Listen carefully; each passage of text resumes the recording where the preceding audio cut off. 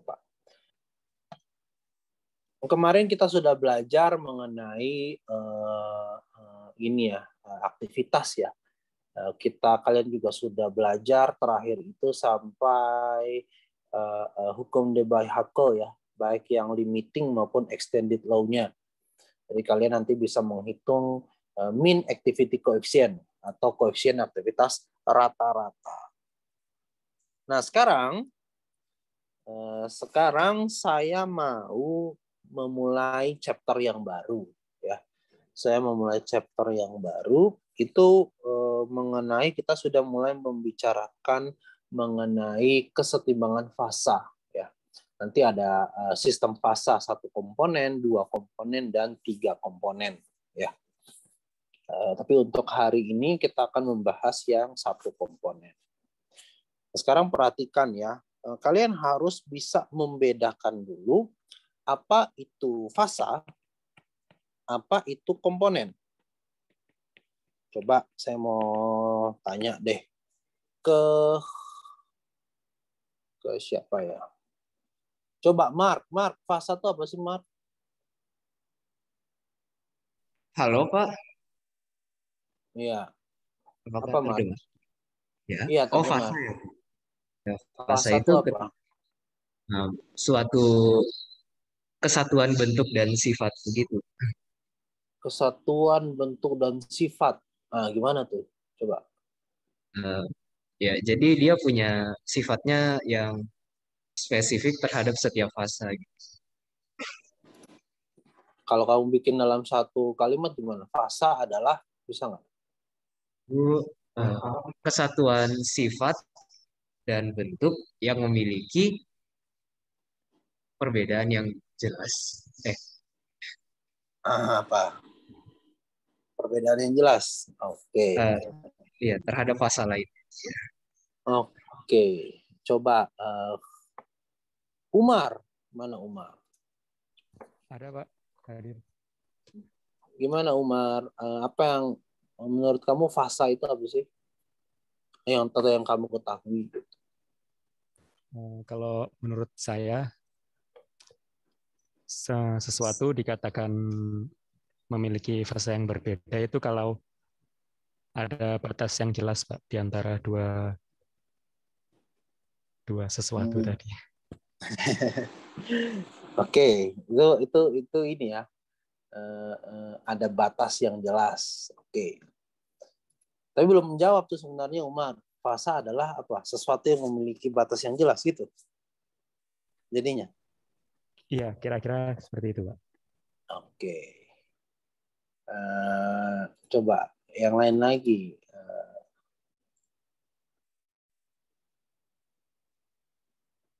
Ini siapa sih? Vida ya nih. Vida, kamu kok selalu namanya SKX00 IV04. Ini apa sih? Vida. Iya Pak, maaf lupa diubah. Ya itu apa sih? Saya jadi hafal kan itu Vida. Itu nama kode panitia. Oh, kamu panitia apaan? P3RI Pak. Apaan tuh? Panitia program. Bentar, panitia program pelaksanaan Ramadan dan Idul Adha. Oh gitu. Oke. Ya udah, saya jadi kepo kan. Vida, Ya, apa yang kamu ketahui tentang fasa? Setahu saya itu fasa itu wujud atau keadaan suatu materi. Wujud atau keadaan suatu materi. Oke, terima kasih. Jadi bagus tuh tadi definisi dari Vida ya. Jadi fasa itu memang adalah keadaan suatu materi. Singkat aja. Jadi yang disebut dengan fasa itu adalah keadaan suatu materi ya. Atau dalam bahasa Inggrisnya itu sederhananya phase is a state of matter. Tuh betul tuh yang disebut sama Vida tuh. Jadi fasa itu adalah keadaan suatu materi. Nah, keadaan suatu materi ini tentu kalian sudah tahu ya, fasa itu ada misalkan ada solid ya. Ada solid, ada liquid, ada gas ya. Itu merupakan contoh-contoh fasa yang kita kenal. Ya. Nah, lebih lanjut, tadi sudah disebutkan tuh oleh Mark dan Umar. Kalau kita mau membedakan fasa satu dengan fasa yang lainnya, itu harus ada suatu batas yang jelas secara makroskopik ya. Harus ada batas yang jelas secara makroskopik. Jadi sebenarnya nggak bisa tuh hanya membedakan fasa berdasarkan solid, liquid, gas. Kalau kayak gitu misalkan apa namanya? Naon? Apaan? Oh, aqua. Ya elah. Makasih. Oke, sorry, kita lanjut.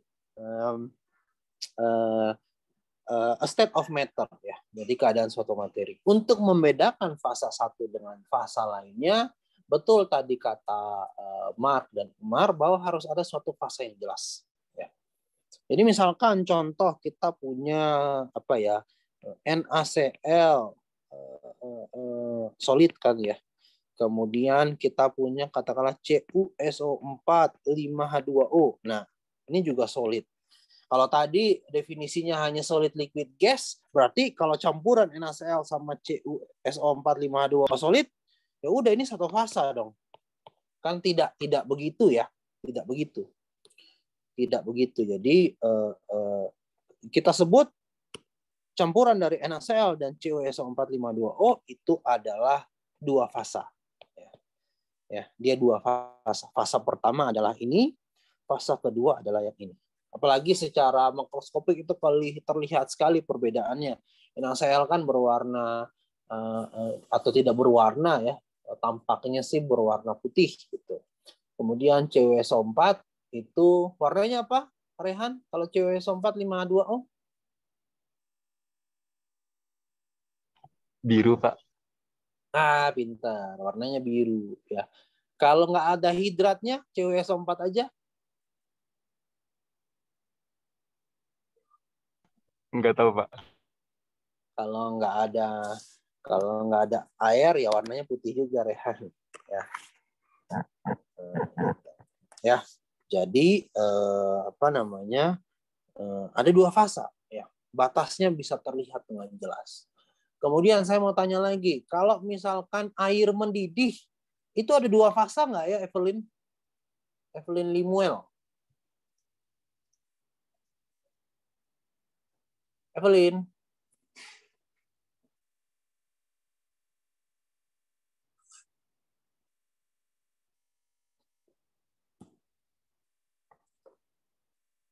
Evelyn. Oh, apa? Mic-nya lagi nggak bisa? Oke, ya udah ganti deh. Karen, mana Karen? Karen? Halo, Pak. Karen, kalau tadi air mendidih itu berapa fasa ya, Karen? Atau satu fasa aja, sama-sama air kan? Dua fasa ya, Pak? Nah, kenapa dua fasa? Kenapa dua fasa?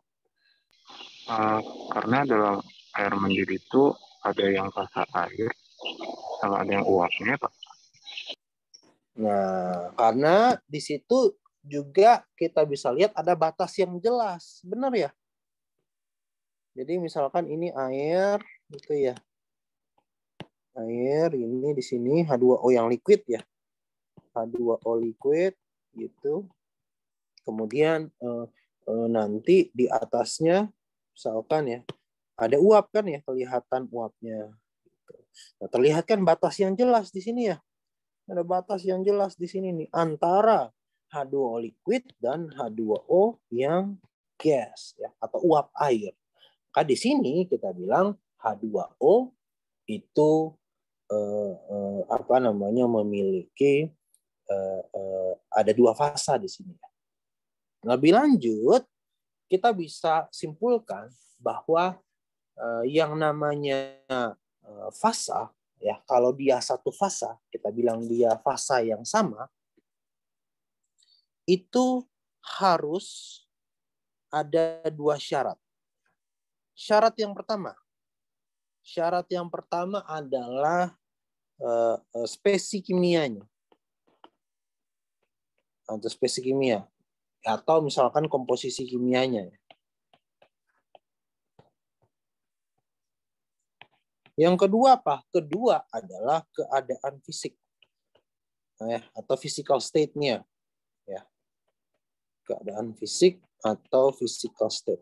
Ini nanti kaitannya dengan itu tadi, batas yang jelas. Batas yang jelas secara apa? Secara makroskopik. Contoh, ya, misalkan tadi nih H2O liquid sama H2O gas. Syarat pertama sudah terpenuhi nih, H2O sama H2O. Spesi kimia yang sama. Ya kan ya? H2O sama H2O. Tapi physical state-nya berbeda. Ya, physical state-nya berbeda nih. Ada batas yang jelas yang membedakan satu uap, satu cairan. Sehingga keduanya bukan satu fasa yang sama, tapi dua fasa yang berbeda. Sehingga ya ada dua fasa di sini. Begitupun kalau misalkan air es ya. Air es Air es kan gini ya. Kira-kira gitulah ya. Ini air esnya gitu ya. Di atasnya kan es batu gitu ya. Sama tuh. Ini H2O liquid. Ini H2O solid. Ya. Kalau kita lihat spesi kimianya sama. H2O sama H2O. Tapi physical state-nya berbeda. Gitu ya. Ada batas yang jelas yang memisahkan kedua fasa tersebut. Kemudian contoh yang lain saya mau tanya deh. Kalau larutan NaCl nih. Ya, larutan NaCl gitu ya. Di dalamnya ada Na+, ada Cl-, sama ada H2O. Saya mau tanya ke siapa namanya?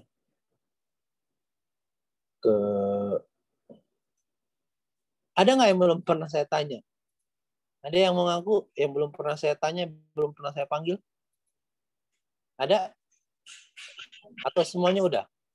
Nah, tuh ada yang bersuara tuh. Siapa yang belum pernah saya panggil? Ada yang mau ngaku? Semuanya udah pernah ya? Evelyn Felicia udah pernah belum dipanggil? Udah pernah, Pak. Oke, sudah pernah. Nah, ini dah. Lanjut lagi. Ini Evelyn yang lain kan ya? Evelyn, kalau larutan NaCl itu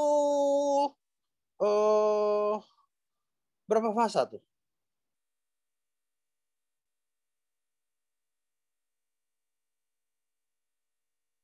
Satu fasa, Pak. Kenapa? Satu fasa. Satu fasa. Kenapa nggak dua fasa?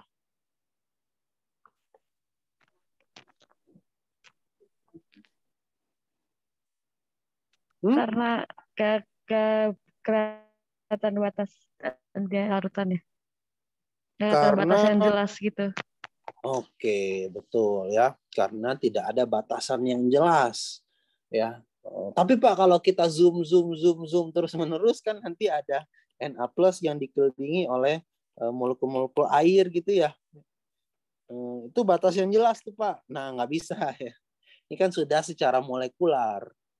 Yang tadi kita definisikan itu kan adalah batas yang jelas secara mikroskopik.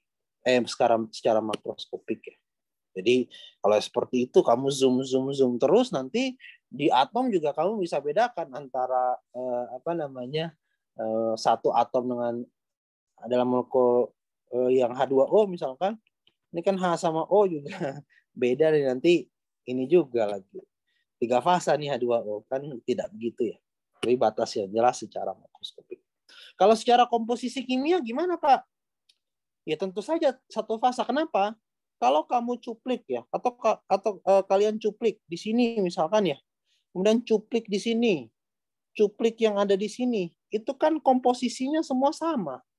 Ya, misalkan kalian bikin 1 molar NaCl. Kalian cuplik di sini, cuplik sebagian aliquot di sini, cuplik aliquot di sini, semuanya 1 molar NaCl nggak? Hah?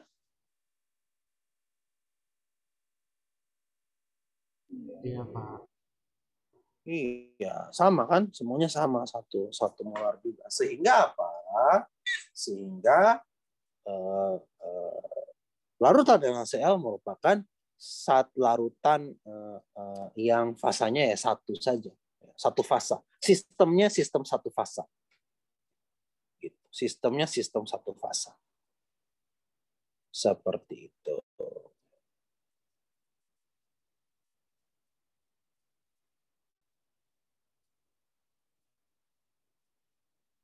Oke? Bisa dipahami? Bisa, Pak. Bisa, Pak. Oke. Selanjutnya, kita mau berbicara sudah fasa tadi ya. Sekarang komponen. Komponen belum nih. Komponen itu apa sih? Coba Febri. Mana Febri? Febri Hana. Ada, Pak. Febri. Ada, Pak.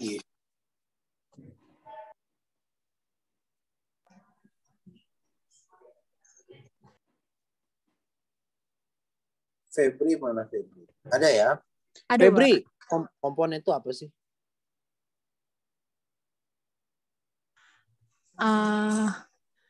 Mungkin kayak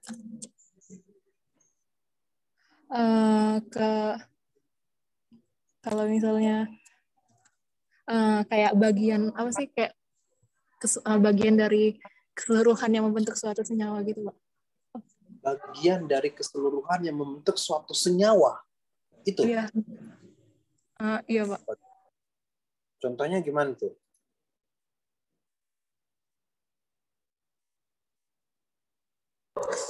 Contohnya misalnya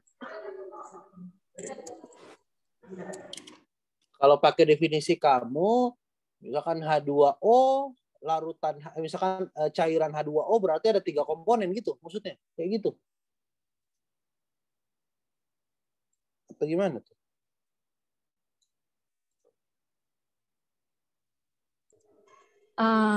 Kalau misalnya H2O berarti kayak apa ya? Ada kayak hidrogen terus ada oksigennya gitu kali, Pak.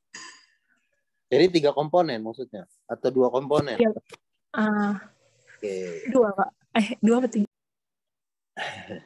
Jadi berarti komponen itu maksudnya definisinya atom dong ya, jenis atom dong ya. Kalau kayak gitu ya, Feby ya. Kalau menurut saya gitu, Pak. Oke. Yang lain coba Torik, ada Torik? Ada, Pak, ada. Torik, gimana Torik? Kalau komponen menurut kamu apa?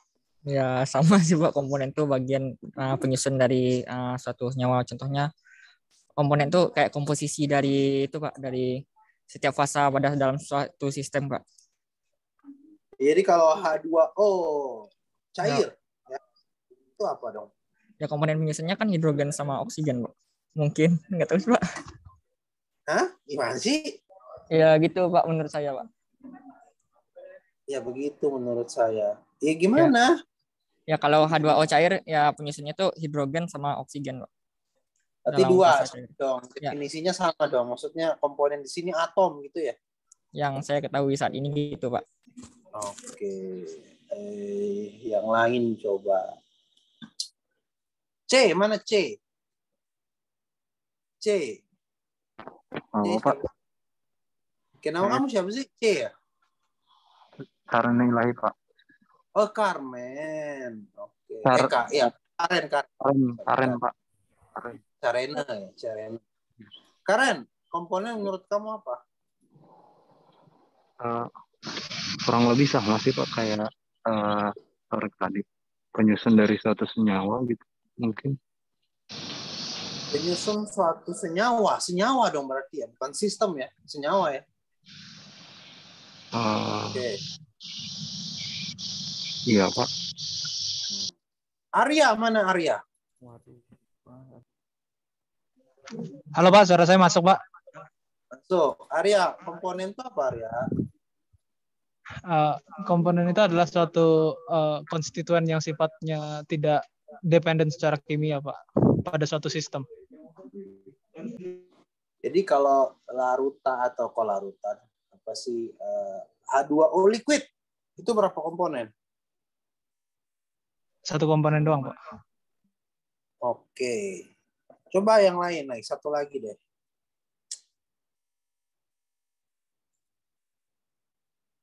Nadia Regina. Mana Nadia? Iya, Pak. Oke, Nadia, komponen itu apa? Bagian penyusun sistem, Pak. Bagian penyusun sistem. Oke, contohnya, jadi kalau H2O liquid itu apa? Komponen, Pak. Komponen. Kalau saya punya yang kayak tadi, ini H2O yang liquid atau air mendidih lah ya, air mendidih nih. Ini ada H2O yang gas gitu ya. Berarti ini berapa komponen? Tadi kan fasanya ada dua ya. Fasanya kan ada dua. Kalau komponennya ada berapa? Komponennya satu. Komponennya satu, bukan dua. Bukan menurut saya, Pak. Oke.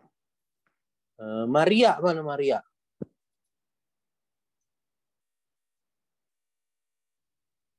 Maria mana Maria? Halo Maria. Maria Francisca. Halo, Pak. Oke, Maria. Kalau ini air mendidih nih ya. Ada air, ada H2O liquid, di situ ada H2O gas. Itu kan tadi kita sudah belajar itu dua fasa kan ya. Tapi komponennya berapa? Dua juga atau berapa? Komponennya satu, Pak. Hah? Kenapa? Satu, Pak. Satu. Oke, bukan dua ya. Oke. Coba satu lagi deh, Cica. Cica. Saya mau tanya Cica. Ya, Pak. Cica. Iya. Menurut kamu air mendidih itu gimana? Menurut satu komponen sih, Pak, sama. Oke, terima kasih. Jadi semuanya perhatikan. Tadi ada yang bilang komponen itu atom, itu salah ya. Nggak boleh, itu salah. Jadi komponen itu adalah senyawa kimia, ya. Bagaimanapun komponen itu adalah senyawa kimia, ya. Senyawa kimia yang merupakan bagian dari sistem atau anggota sistem, ya. Anggota sistem yang bagaimana? Yang saling independen atau tidak bergantung satu sama lainnya, ya. Yang independen, ya. Yang independen atau tidak bergantung satu dengan yang lain. Kita lihat sekarang tadi H2O yang apa namanya? Yang mendidih tadi ya. Nih, H2O liquid, ini H2O solid. Gini ya. Kalau H2O liquid sama H2O solid, solid gas, itu kan saling tergantung satu sama lainnya, ya. Kenapa? Karena H2O gas di sini itu merupakan hasil dari transformasi fasa si H2O yang liquid. Jadi mereka berdua saling berhubungan, ya, atau saling dependen. Sehingga apa? Sehingga sistem ini kita sebut sebagai sistem satu komponen. Gitu. Sistem satu komponen, namun fasanya ada dua, ya, dua fasa. Seperti itu, ya. Kemudian kalau tadi larutan NaCl, perhatikan. Larutan NaCl spesies kimianya kan ada 3 sebenarnya ya. Ada Na+, ya. Kemudian ada Cl- dan ada H2O. Ya, liquid. Ini aqueous, ini aqueous gitu.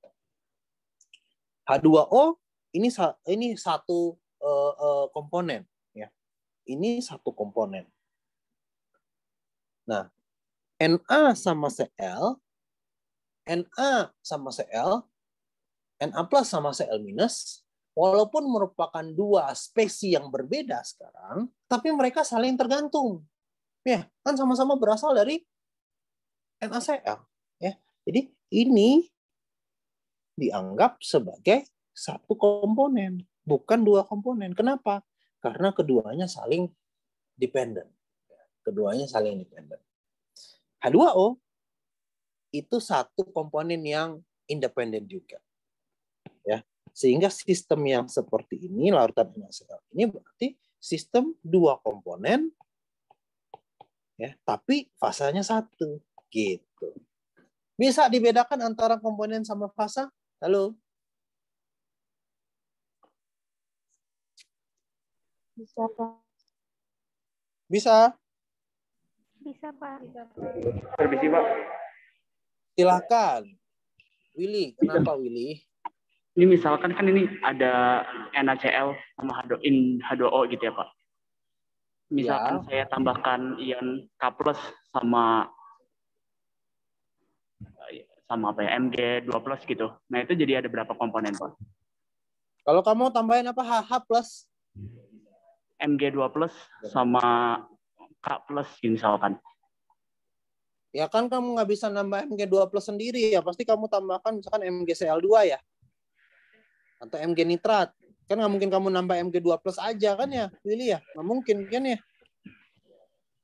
Betul nggak? Mana Willy? Halo, Pak. Ya misalkan kalau setelah di kromatografi penukar ion gitu, Pak. Kamu kromatografi penukar ion juga sama aja. Tetap ada kation dan ada anion kan? Nggak mungkin ada dalam satu larutan air terus kation aja. Benar nggak? Oke, Pak. Iya, Pak. Iya nggak? Nggak mungkin. Walaupun kamu bilang, tapi saya udah lewatkan ke kromatografi penukar kation, Pak, misalkan.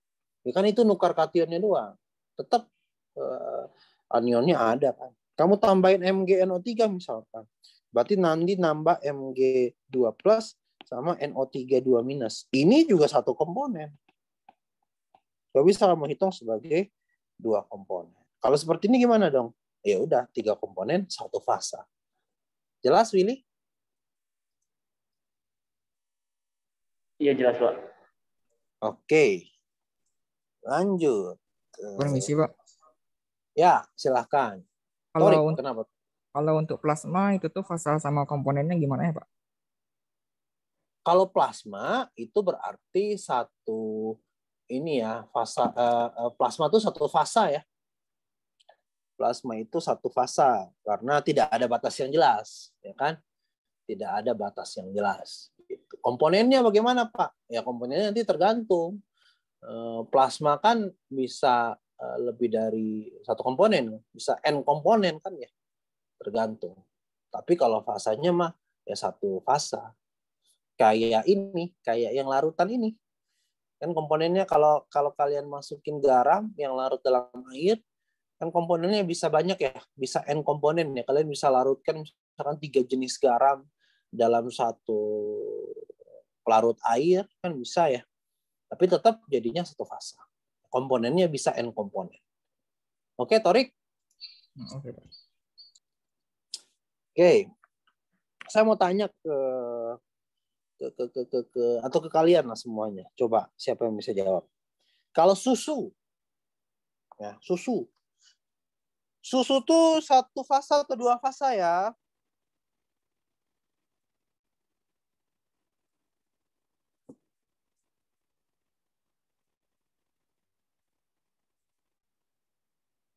Dua fasa, Pak. Hah? Sabaraha? Berapa? Enggak maksudnya. Mark, berapa? Halo Pak, Berapa dua fasa? fasa Pak. Halo, 2 fasa. Oke. Wira.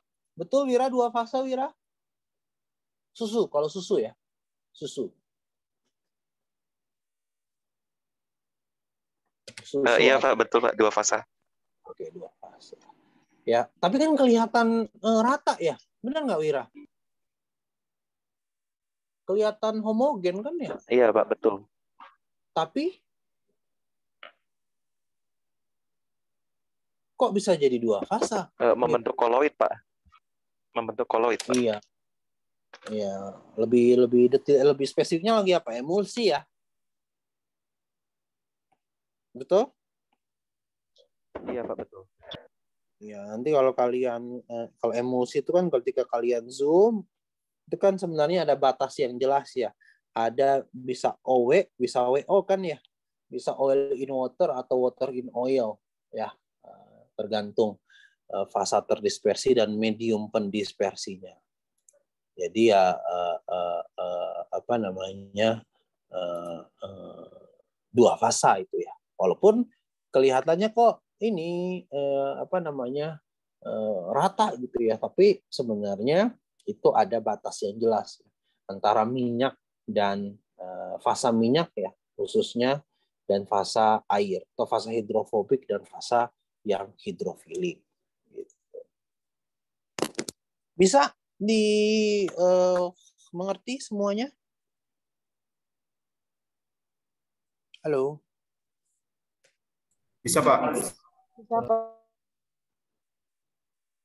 Oke. Sekarang saya mau lanjut ya. Sekarang saya mau lanjut. Ini mengenai kesetimbangan satu fasa kan ya. Kalian sudah membedakan bisa membedakan lah apa itu fasa, apa itu komponen. Tapi ada yang lebih lanjut dan harus diketahui oleh anak kimia ya. Khususnya yang belajar kimia fisik. Bagaimana kalau untuk sistem ya, reaksi yang stoikiometrik? Ya, saya ulangi lagi, reaksi yang stoikiometrik. Contohnya, apa ya? H2O, kok H2O sih? H2 gas, gitu ya, tambah O2 gas menjadi H2O liquid. Ini berarti ini 2 lah ya. Ini 2 itu 1. Saya mau tanya ke Evieta. Mana Evita? Evi. Iya, Pak. Evi, kalau reaksi ini, sistem reaksinya berapa fasa tuh Evi? Halo, Pak. Kedengaran nggak, Pak, suara saya? Kalau kedengeran, saya mau tanya, sistem reaksi ini, reaksinya stoikiometrik ya? Iya. Berapa fasa, Evi? 2 fase mungkin, Pak. Dari mana tuh? Kira-kira aja. Ini, apa namanya, ada gas sama liquid, Pak. Apa? Kan awalnya gas terus jadi liquid. Ada gas terus liquid. Oke. Oke, makasih Evita. Satu lagi. Divananda. Apa panggilannya Nanda ya? Nanda mana Nanda? Ya, halo Pak. Kok Nanda? Ivan ya? Ivan, sorry. Ivan ya? Benar ya? Iya Pak.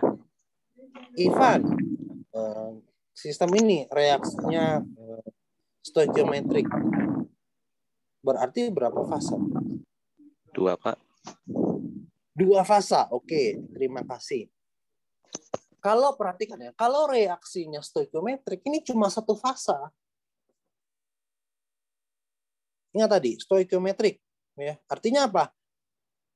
Ini misalkan 2 atau ini misalkan 1 mol. Ini berarti setengah mol. Gitu ya. Initial change N atau equilibrium. Ya, table of ice. Ini berarti -1 kalau reaksinya stoikiometrik, ini -1, ini minus setengah, habis plus 1. Benar nggak? Halo? Benar ya? Jadi yang dilihat produk akhirnya, Pak. Iya. Jadi setelah bereaksi kita lihat, oh H2 sama O2-nya habis kan. Sisanya cuma ada H2O yang liquid. Jadi apa? Satu komponen ini. Ya, satu komponen. Ya, satu komponen dan satu fasa. Kan yang ini habis nih, habis bereaksi. Kecuali misalkan ini saya bikin 2 mol.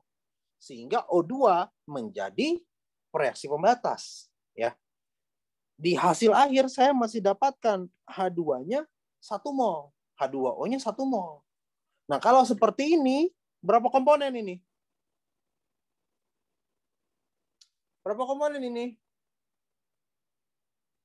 Halo? Suara saya masih terdengar?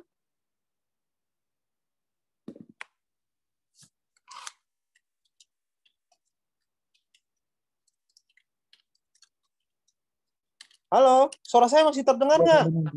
Terdengar, Pak. Iya, jadi Terdengar, Pak Pak. jawab berapa komponen? 2 komponen, Pak. Iya. Berapa fasa? 2 fase juga. Ya. Jadi perhatikan tricky ya, hati-hati dalam menentukan fasa dan komponen dalam suatu reaksi. Cek reaksinya habis atau tidak, gitu ya. Apakah ada reaksi pembatas atau tidak? Coba berbasis ini. Kalau saya reaksinya begini.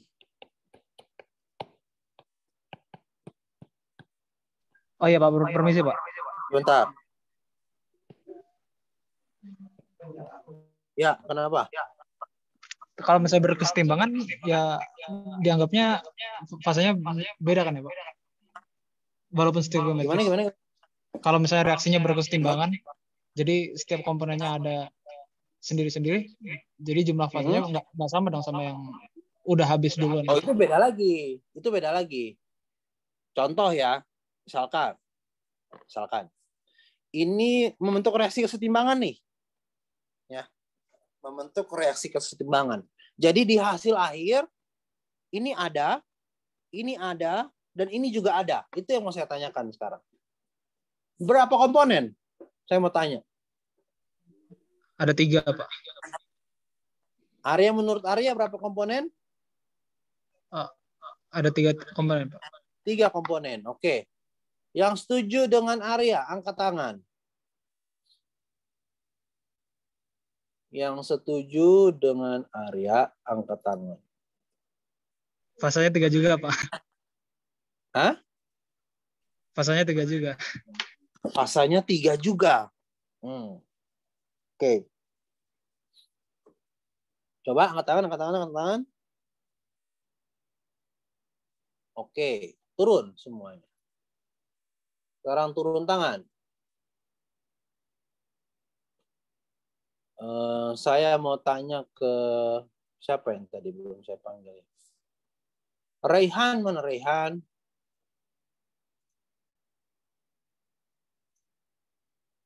Iya, hadir, Pak. Raihan, menurut kamu gimana nih? Ini berapa komponen, berapa fasa ini? Sama dengan Arya, Pak. Sama dengan Arya. Berapa tuh? 3 komponen 3 fasa, Pak. 3 komponen 3 fasa.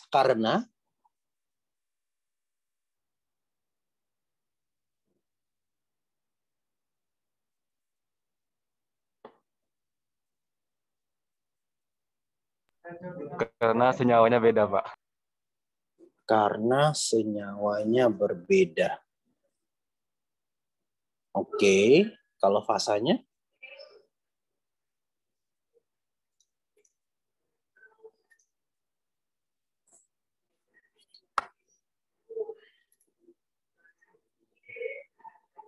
Karena?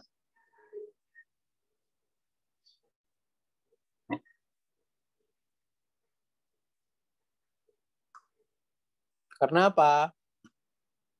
Karena CaCO3 sama yang lain itu bisa dibedakan, Pak. Oke. Baik. Ada yang mau berpendapat berbeda nggak?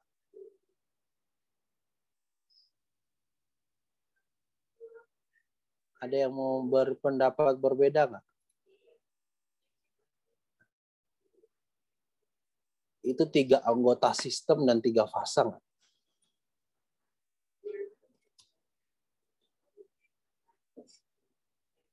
Jadi ini kan reaksinya sebenarnya awalnya kita punya padatan CaCO3 di sini ya. Kita punya padatan CaCO3, kemudian kita panaskan kan ya. Kemudian dipanaskan ya gitulah kira-kira. Ketika dipanaskan pada suhu tertentu di hot plate gitulah ya. Pada suhu tertentu gitu, nanti ini tertutup ya. Terisolasi gitu. Nanti CaCO3-nya bisa mengalami dekomposisi ya. Menghasilkan CaO dan juga CO2 seperti itu ya. Menghasilkan CaO dan CO2. Nah, kalau seperti ini perhatikan bagaimana kita menghitung komponennya. Kalau kita lihat ada 3 senyawa yang merupakan anggota sistem tersebut ya. Ada kalsium karbonat, ada kalsium oksida, dan ada karbon dioksida. Cuma perhatikan kembali lagi, komponen itu adalah senyawa kimia yang saling independen. Ya, yang saling independen. CaO dan CO2 itu bergantung nggak sama CaCO3? Halo? Bergantung. Iya kan? CaO dan CO2 itu bergantung pada CaCO3. Ya. Kan kita bisa bilang ini komponen 1, komponen 2, komponen 3 ya. Benar ya? Kita bisa bilang begitu, komponen 1, komponen 2, komponen 3. Ya. Cuma ini atau kita bisa bilang juga ini fasa 1, fasa 2, fasa 3 gitu kan ya. Karena kan tadi kalian bilang 3 fasa 3 komponen. Cuma yang ini tergantung oleh ini CaCO3. Ya. Mereka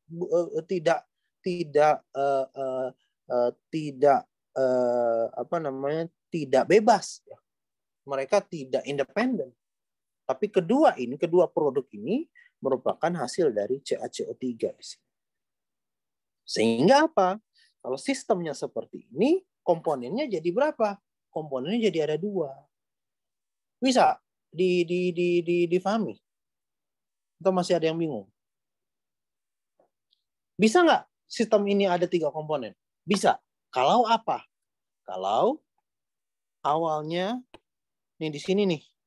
Di sini dipanasin ya. Kan terjadi dekomposisi nih. Tapi asalnya sudah ada CO2 duluan. Gitu. Asalnya sudah ada CO2 duluan. Nah, itu baru menjadi 3 fasa. Ya. Karena ada CO2, perhatikan, itu kemudian menjadi 3 komponen, 3 komponen. Kenapa? Karena ada CO2 yang bukan berasal dari CaCO3. Ada CO2 yang tidak tergantung pada CaCO3. Nah, yang seperti ini boleh kita bilang 3 komponen. Tapi kalau awalnya tidak ada CO2, ya, CO2-nya tidak ada, awalnya kosong gitu ya, tidak ada gas apapun, kemudian dipanaskan, menghasilkan CO2 di sini, CO2-nya sudah, atau CO2-nya adalah hasil dari CaCO3. CO2-nya tergantung pada CaCO3. Sehingga tetap jatuhnya ya 2 komponen.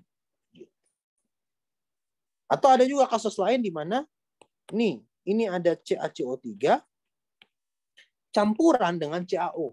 Jadi CaO-nya udah ada juga nih. Terus dipanasin di hot plate gitu ya. Terjadi reaksi dekomposisi. Ya, kita bisa bilang sistem ini sistem 3 komponen. Kenapa? Karena ada CaO yang tidak bergantung pada CaCO3. Udah ada dari sebelumnya. Ya. Gitu. Cuma kalau hanya ada CaCO3 saja yang tadi, ya harus 2 komponen. Karena CaO dan CO2-nya tergantung pada CaCO3. Bisa dipahami? Permisi, Pak. Ya. Jadi intinya kayak setiap produk yang dihasilkan dari suatu reaksi yang bergantung itu intinya dianggap sebagai satu kan Pak intinya. Karena Iya dong. jumlah stoikiometrisnya kan sama gitu. Betul dong. Oke. Bisa? Baik Pak.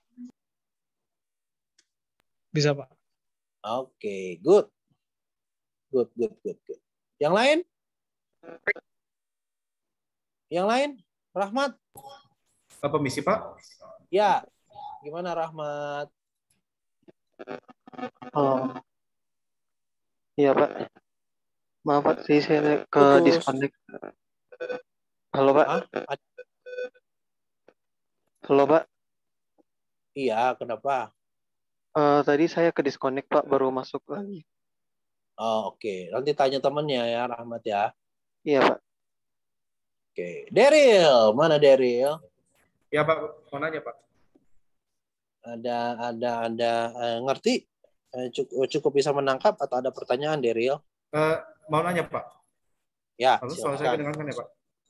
Kedengaran. Kalau misalnya tadi jadi si produknya kan bergantung sama reaktannya Pak. Tapi kalau misalnya reaktannya ada 2, berarti itu jadi sistem. Kalau yang tadi kan reaktannya cuma ada 1 kan Pak, CL3 doang gitu ya misalnya. Kalau ini reaksi dengan dua reaktan berarti dihitungnya jadi dua komponen reaktan dan 1 komponen produk, jadi 3 komponen gitu berarti totalnya. Iya, gitu dong. Betul. Kalau misalkan ada katakanlah A tambah B jadi C, gitu ya. Misalkan ya. Misalnya, C ini kan A tambah B jadi C tambah D, Pak. Tapi kan C sama D-nya bergantung pada A dan B. A dan B. Berarti ini 1 komponen berarti, kan jadinya. Oh. Ini sendiri, ya kan? Ini A sendiri, B sendiri ya. Ya, bisa dipahami. Kecuali di sistem udah ada C, baru jadi 5 komponen gitu berarti. Jadi 4 komponen gitu ya. Gimana? Sorry. Kalau Kecuali misalnya di sistem tadi di keadaan awal C-nya udah ada di sistem, berarti jadi 4 komponen berarti gitu ya Pak. Putus-putus, Daryl. Kalau di saya, kenapa? Bisa diulang? Berarti kalau misalnya di kondisi awal udah ada atom C, misalnya di sistem, berarti jadi 4 komponen kan Pak dihitungnya tadi ya. Oke gini. Nah, nih saya ulang ya. Misalkan kalau ada reaksi A tambah B menjadi C sama D. Oke, Daryl? Ya, Pak. Kesetimbangan lah ya, Daryl ya. Iya, boleh. Kesetimbangan. Jadi nanti di hasil akhir itu tetap ada C-nya ada ininya, ada nilainya, D ada nilainya, A ada nilainya, B ada nilainya. Gitu kan maksud Daryl ya? Iya, Pak. Nah, kalau seperti ini ya, ada berapa komponen, Pak? C sama D jadi 1 komponen kan ya? Karena bergantung sama A dan B. Betul? Iya, Pak, betul. Kalau kondisi awalnya nggak ada. Sedangkan A dan B karena sudah dalam posisi setimbang, kan ini kan jadinya independen kan ya. Jadi kita bisa hitung A dan B sebagai masing-masing 1 komponen. Oke? Iya, Pak. Sehingga ini menjadi sistem yang punya 3 komponen. Gitu. Bisa difahami? Bisa, Pak. Oke. Terus selanjutnya tadi pertanyaannya ada lagi? Berarti kalau misalnya gitu. kalau di C-nya udah ada, Pak. Kalau C-nya udah di sistem di awal, kondisi awal. Oh, ada berarti, ada C yang udah ditambahkan ya, gitu ya. Berarti jadi 4 ya, komponen. Berarti jadi 4 komponen ya, Pak. Oke. Betul. Oke, pada nangkap, Pak. Oke, sip. Oke. Kalau gitu kita lanjutkan. Yang lain? Kalau masih ada pertanyaan, adakah yang lain? Halo. Yang lain?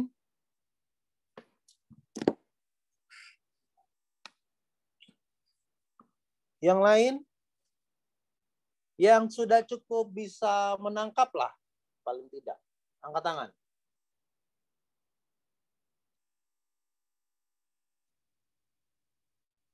Jangan turun dulu ya, nanti kalau saya minta diturunin baru turunin ya.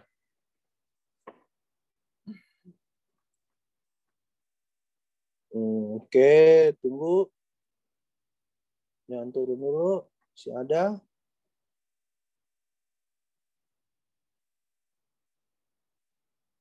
Sebentar.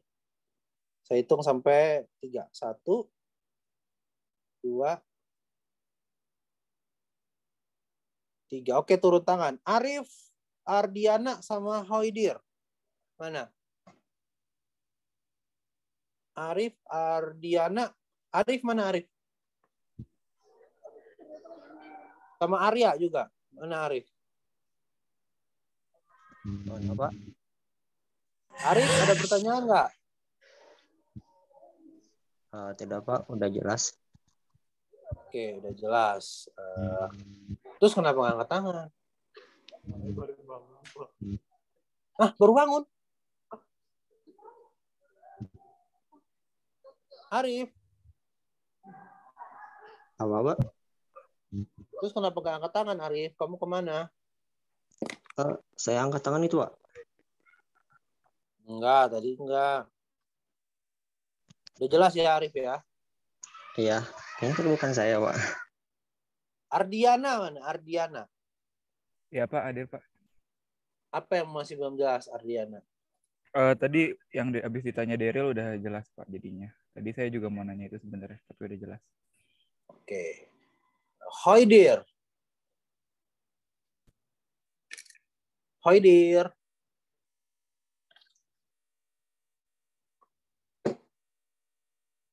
Oh, Hoidir di sini nih.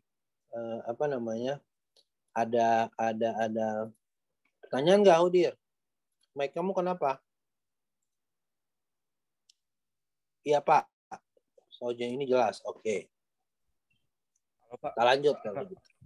Ya. Siapa Saya nih? baru ada pertanyaan lagi, Pak. Oke, siapa Kalau nih? saya Ihsan, Pak. Tadi ya, Pak. Oke, kenapa? Kalau misalnya dari awal ada A sama B, terus dia berkesetimbangan jadi C sama D. Tapi dari awal udah ada A, B, C sama D. Itu jadi 4 komponen atau 5 komponen?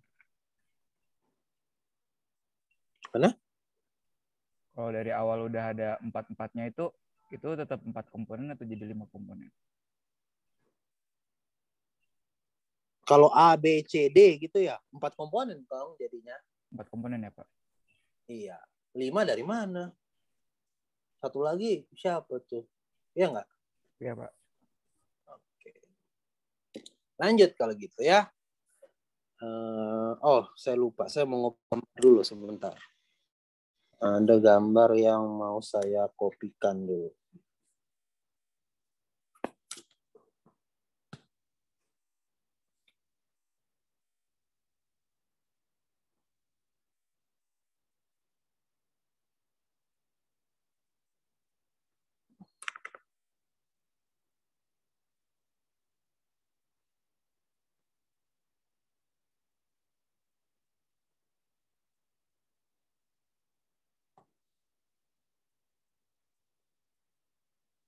Nah, udah saya copy. Saya share screen lagi. Sekarang kita akan belajar mengenai diagram fasa. Ya, diagram fasa untuk satu komponen. Fasa untuk satu komponen. Atau sistem satu komponen. Sistem satu komponen. Oke, kita lihat sekarang ya, perhatikan di sini. Ini adalah diagram fasa ya. Udah kelihatan belum? Belum, Pak. Sebelum, Pak. Belum ya? Oke.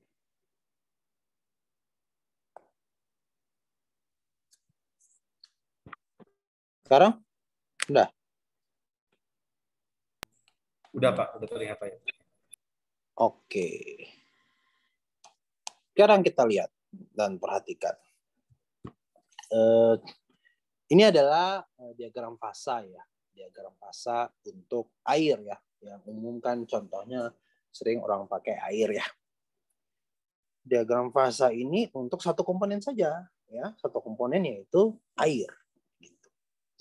Nah, perhatikan kalau untuk diagram fasa satu komponen, umumnya diagramnya adalah PT ya, atau P versus T, atau pressure versus temperatur ya, atau tekanan versus suhu. Ya, sumbu Y-nya adalah tekanan di situ dan sumbu X-nya adalah temperatur. Nah, kita bisa lihat di sini, kalau daerah yang ini fasanya apa nih? Coba Aulia. Aulia udah tadi ya? Rizky. Aida deh, Aida. Ini daerahnya apa nih, Aida? Daerah sini nih. Hadir, Pak. Daerah yang saya arsir warna biru tuh daerah fasa apa tuh? Fasa padat, Pak. Hah? Maaf, Pak. Yang 0 derajat, Pak. Yang ini, yang saya arsir. Fasanya fasa Gas. apa? Gas bukan, Hah? Pak? Jangan nanya balik dong. Gas, Pak. Gas, kenapa gas? Karena suhunya ada di suhu yang rendah, terus temperaturnya temperatur tinggi. Suhunya suhu rendah, temperaturnya temperatur tinggi. Nah, gimana tuh? Suhu sama temperatur kan sama. Hah? Maaf, Pak. Maksudnya suhunya suhu rendah, pressure-nya yang tinggi, Pak. Oke. Jadi gas ya di sini ya?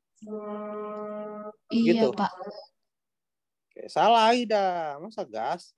Suhu rendah, tekanan tinggi, masa gas? Kan ditekan, airnya ditekan. Suhunya suhu rendah. Berarti fasanya apa? Padat, Pak. Iya, fasanya solid dong. Nih, ini juga udah ada nih normal freezing point nih di sini. Freezing point emang kaitannya sama liquid kan enggak ya, Aida ya? Iya, Pak. Jadi apa? Jadi yang tadi itu solid, Pak. Padat. Padat. Oke. Terus ini apa? Gas, Pak. Boiling point. Ini adalah gas. Kenapa gas? Karena temperaturnya tinggi, ya kan ya? Temperatur Betul, Pak. tinggi. Gitu. Ya kalau tekanannya mah dari tekanan yang tinggi sampai rendah juga ada. Untuk pressure ya, untuk tekanan. Dan di sini sisanya pasti adalah fasa cair, Pak. fasa liquid. Oke, sip. Gitu. Ya, ada solid, ada liquid, ada gas. Nah, untuk air memang kita lihat kalau di sini kan slope-nya negatif ya. Slope-nya negatif. Ada kaitannya dengan Clausius-Clapeyron. Kalian sudah belajar Clausius-Clapeyron belum ya di materi UTS ya? Udah harusnya kan ya? Halo? Clausius-Clapeyron udah belum ya? Udah, Pak. Udah kan? Coba yang lain. Bener nggak? Clausius-Clapeyron udah kan? Udah tapi lupa. Hah? Nggak saya UTS, sebelum UTS udah belum? Belajar Clausius-Clapeyron.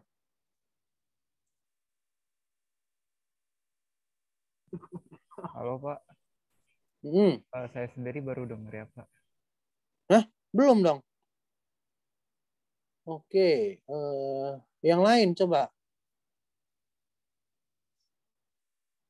Yang lain? Febri?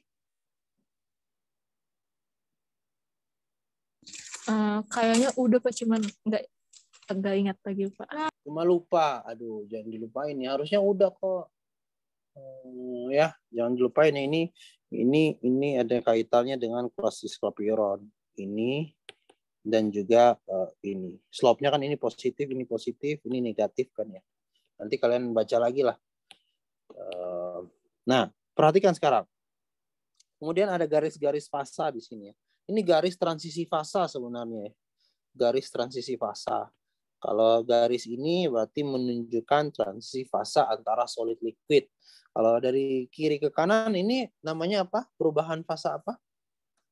Transisi fasa apa? Mencair. Apa namanya? Mencair ya, melting. Oke. Kalau dari kanan ke kiri? Membeku, Pak. Membeku ya, atau freezing, atau fusion ya. Dalam beberapa ini juga disebut seperti itu, fusion ya. Oke. Bisa juga dari liquid ke gas ya.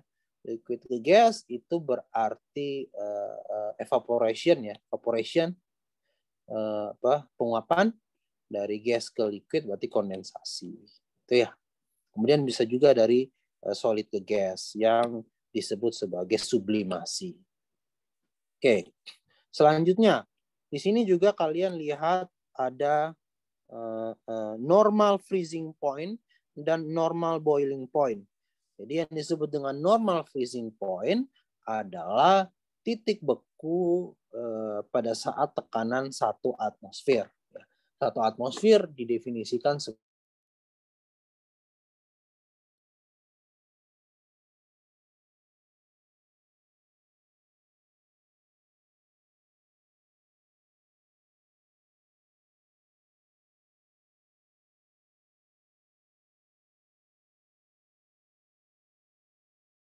Permisi, Pak. Tidak ada suaranya.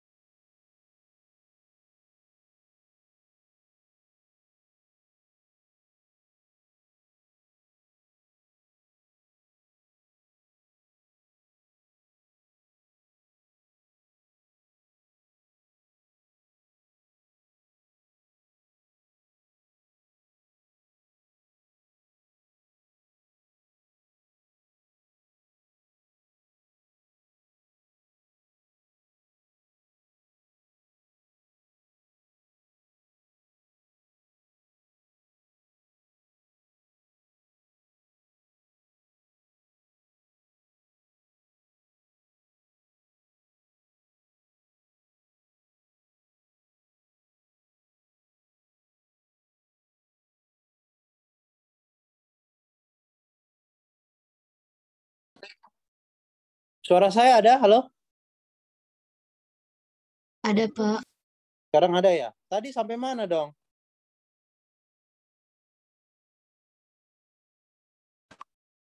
Mana? Tadi kalian dengarnya sampai mana? Hah? Yang perubahan nyoblim, Pak, tadi, Pak. Oke. Normal freezing dan normal boiling, Pak. Oke. Oh, udah di normal freezing point sama normal boiling point ya. Oke. Itu kalian sudah tahu ya, normal freezing point itu titik di beku saat 1 atm dan normal boiling point adalah titik didih saat 1 atm ya, atau tekanan atmosferik ya.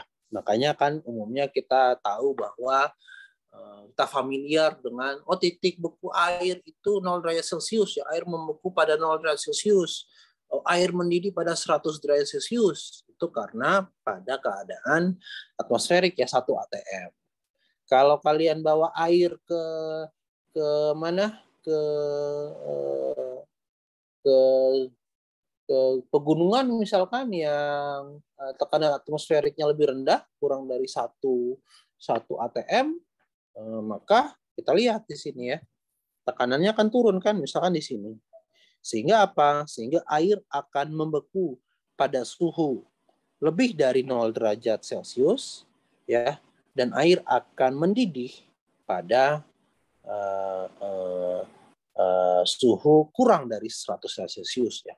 Di pegunungan itu bisa berapa? 80 derajat Celcius aja udah mendidih ya. Maka kalau mau masak harus lebih lama ya, biar kumannya mati gitu ya.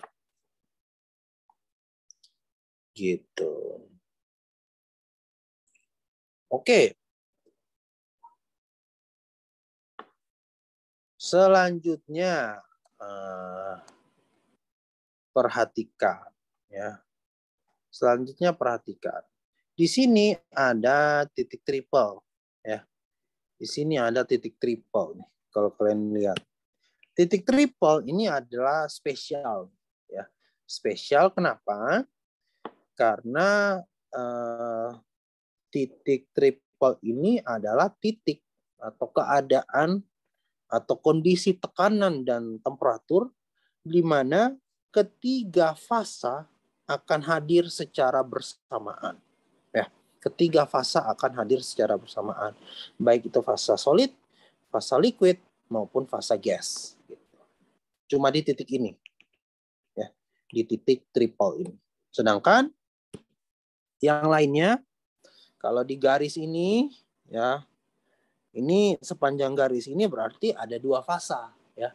Karena kan saat transisi fasa tuh kesetimbangan ya, ada dua fasa. Begitu pula di sini, begitu pula di sini. Gitu. Nah, selanjutnya saya mau memperkenalkan kalian yang apa yang disebut dengan aturan Gibbs, ya. Aturan Gibbs. Tadi kan kalian sudah bisa menentukan fasa dan komponen, ya.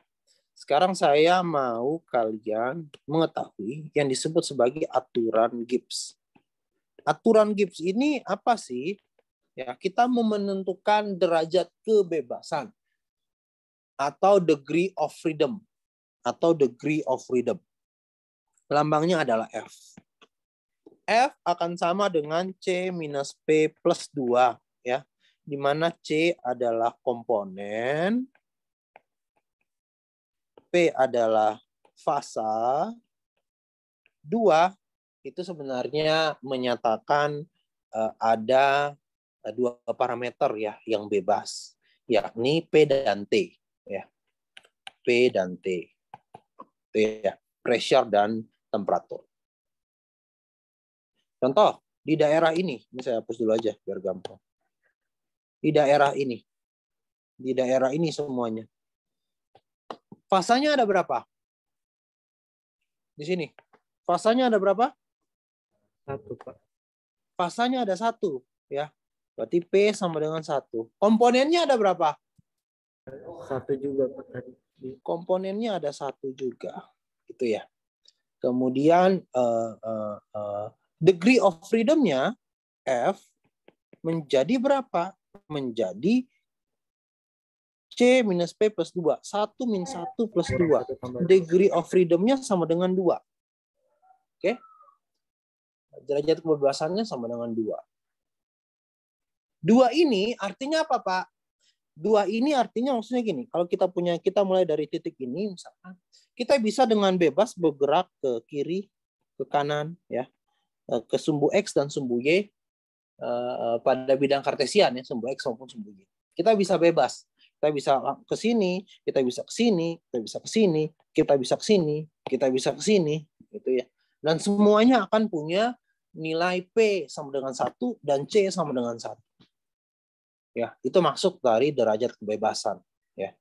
Nanti derajat kebebasannya tentu akan sama semuanya untuk daerah yang di sini maupun yang di sini. Kalau daerah di mana? Di bagian garis transisi fasa ini gimana? Kalau pada garis komponennya ada berapa? Itu, Pak.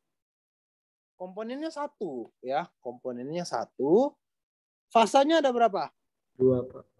2. Fasanya 2. F-nya menjadi 1 minus 2 plus 2. Berapa tuh? Berapa tuh? 1, Pak. 1, ya. 1. 1 gitu ya. Seperti ini. 1 artinya apa? Artinya kondisi C sama dengan 1, P sama dengan 2 ini hanya berlaku pada 1 dimensi. 1 dimensi itu yang mana, Pak? Ini sepanjang garis ini kan 1 dimensi aja kan ya. Kita hanya bisa bergerak bebas dalam satu dimensi. Itu satu dimensi ini saja. Sepanjang garis itu saja. Kalau keluar dari garis kan jadinya beda ya. Ini C1, P1. Keluar ke kanan sama C1, P1. Gitu. Bedanya P di sini adalah liquid, P di sini adalah gas. Ya, hal yang sama berlaku sepanjang garis yang di sini dan di sini. Gitu.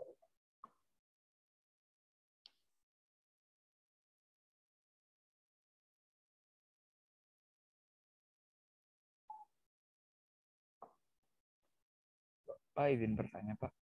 Ya. Kalau P sama T-nya tetap itu gimana, Pak?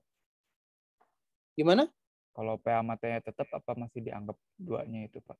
Apanya tetap? P dan T tetap, nggak berubah. P dan T tetap. Gimana tuh maksud kamu? P dan T tetap. Maksudnya, jadi kalau kita mengamati komponen, tapi P dan T-nya itu tetap gitu, Pak.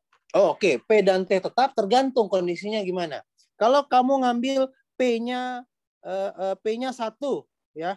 Terus T-nya 0 derajat Celcius. Berarti kan kamu ada di titik ini kan ya? Benar nggak? Iya, Pak. Berarti itu degree of freedom-nya ambil yang ini nih, yang 1. Karena dia berada di garis. Ya. Tapi kemudian kalau kamu geser, Pak, saya ngambilnya P-nya 1 atm. Tapi temperaturnya 50 derajat Celcius, Pak, di sini. Berarti kan titiknya ada di sini ya? Benar nggak? Iya, Pak. Titiknya di sini berarti ikut yang ini. C1, P1, F2. Bisa difahami? Bisa, Pak. Oke, bagus. Yang lain bisa difahami?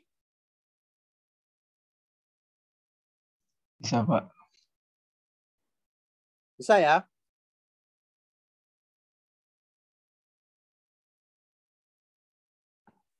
Oke. Lanjut.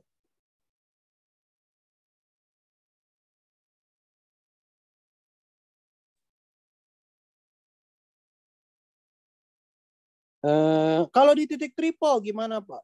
Di titik triple, perhatikan. Di titik triple tadi komponennya kan 1. Fasanya ada berapa? Ada 3, Pak. Komponennya berapa? 3. Komponennya 1. Fasanya berapa? 3. Ada 3, Pak. 3 ya. Ada 3. Sehingga perhitungannya menjadi F sama dengan 1 minus 3. F sama dengan 1 minus 3 plus 2. Jadinya 0 kan ya? Benar nggak? Artinya apa? Titik triple itu tidak bebas. Karena titik triple hanya pada titik ini saja. Nggak bisa gerak. Dia kebebasannya dalam 0 dimensi. Artinya ya tidak bebas sama sekali kan ya? Degree of freedom F sama dengan 0 artinya titiknya tidak bisa berubah. Tidak bisa bergeser. Oke? Bisa difahami semuanya? Halo? Bisa, Pak. Bisa, Pak. Oke, good. Yang lain?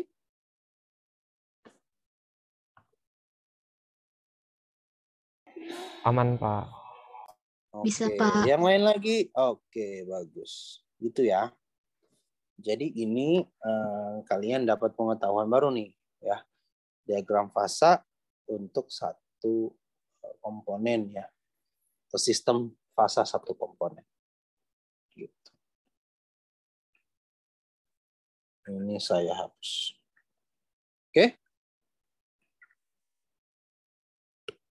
Ada pertanyaan? Ada pertanyaan? Belum ada, Pak. Oke.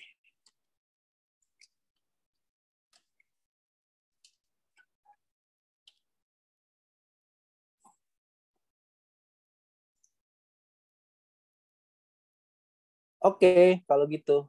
Kalau tidak ada, saya mau tanya dulu deh.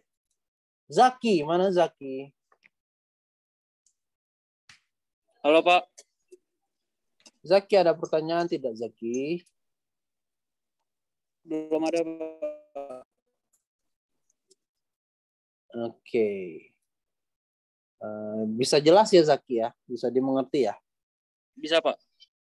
Oke, good. Firly? Iya, Pak. Ayo, saya nanya apa? Sudah bisa dipahami atau tidak gitu ya, Pak? Oke. Jadi apa? Bisa difahami nggak, Firly? Ya, sejauh ini alhamdulillah masih bisa dipahami, Pak. Oke. Lanjut ya. Rahmalia? Iya, Pak. Ayo, nanya apa lagi saya, Rahmalia? Udah ngerti, Pak. Sudah ngerti? Wah, keren. Udah. Bener ya? Ya, Jadi ujiannya harus bagus ya. Harus lebih bagus dari UTS ya, Rahmalia ya. Kamu panggilnya Rahma apa Lia sih? Lupa saya. Rahma, Pak. Rahma ya. Oke.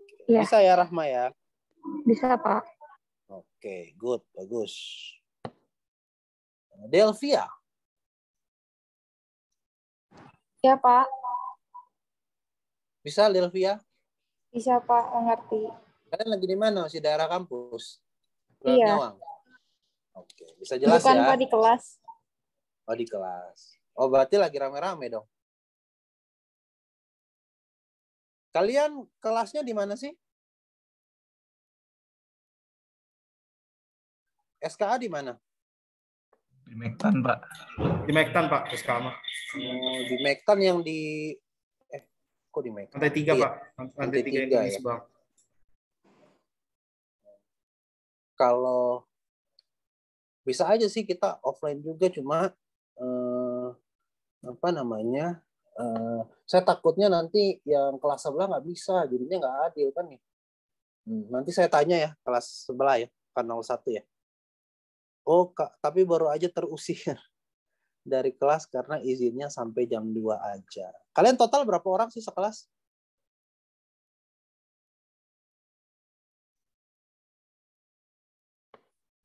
Kalau enggak kita pakai di 2104 cukup ya.